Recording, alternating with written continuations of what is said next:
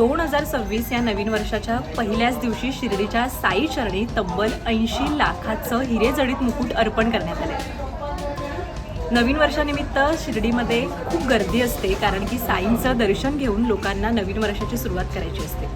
पण पहिल्याच दिवशी 80 लाखाचा हिरेजडित मुकुट अर्पण केल्यामुळे शिर्डीत या मुकुटाची चर्चा आहे। हा मुकुट 655 ग्रॅम वजनाचा असून 80 लाख रुपये किमतीचा आहे। या मुकुटावर आकर्षक नक्षीकाम आहे।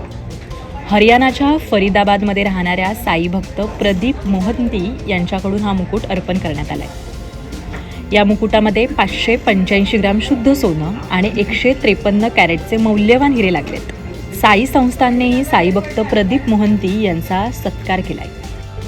2026च्या पहिल्याच दिवशी साईबाबांना 80 लाख रुपये किमतीचा हिरेजडित मुकुट अर्पण केल्यामुळे साई नगरीत या मुकुटाची जोरदार चर्चा आहे।